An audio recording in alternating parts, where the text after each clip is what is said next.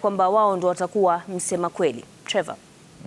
Indeed, Mashirima, that's a very important question, by the way, even as we pick up on this second part of our conversation with our panel discussion, Professor Joseph Gitila Naituli, Franklin Mukwanja, and Asaska Labarakwe. Before we continue, maybe they should just respond to Mashirima's question with regards to fake news. Uvumi, ya kimitandao. You see, social media is playing a role in this election, and Kenyans sort of feel like they are free to say anything and do anything, especially with the space that has been opened by IEBC. Anyone can access, you know, the whatever information that they have. Do you feel like that leeway has been abused a little bit? Professor, let me begin with you. I think it has, but I want very quickly to respond to Asaska on the campaign main theme of economy.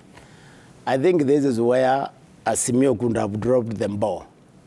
This election has never been about the economy. It has been about integrity. Because it is integrity that brings corruption, and it's corruption which has brought us down. But they never really brought that point to the voter properly.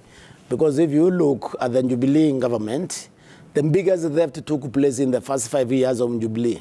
649 billion looted publicly. I mean, they were not even worried or hiding anything.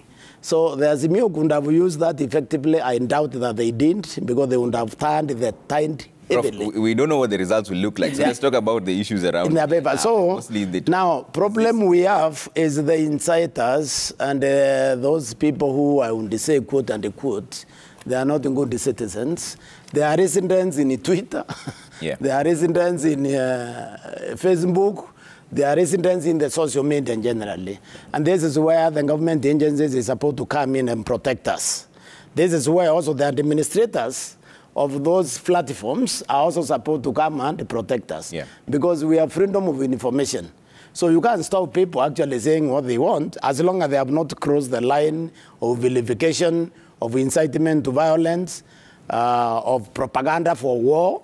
If they have not crossed that line, they can very carefully incite without you knowing exactly what they are doing.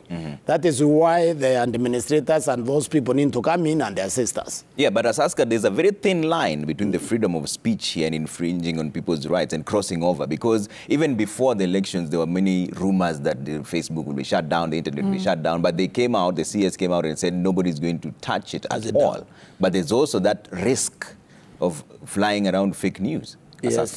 True. I agree with you, Trevor, that yes, we have a right to freedom of speech and opinion. And people forget that what we see, the misinformation and the disinformation on social media, it's mainly coming from the two groups, the two camps, supporters of Kenya Kwanza and supporters of the Azimio coalition. And as much as they are sending out misleading information, I mean, we have almost 12 million Kenyans using the social media of late. So for me, as much as we have the right of opinion and of speech, I think we need to be careful a bit, because at the end of the day, it's only Mr. Chebukati who is the returning officer for the presidential results, and he's the only one who can declare, who has the mandate constitutionally to declare. So it's time for us to be keen and sift through the information you read as Kenyans, and don't panic. We need a lot of patience to go through this in the next couple hours or so, a couple days. So for me, we truly have to be very, very careful. Yeah.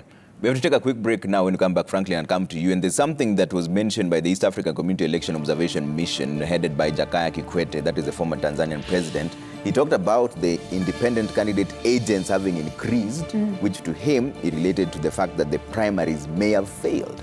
And there was an upsurge of independent candidates. We're also reading into an interesting trend of independent candidates being elected for key positions in the country. And we will be talking about what message this then sends to us as a country. But now we want to take a very short break. We are back with more. Don't go too far.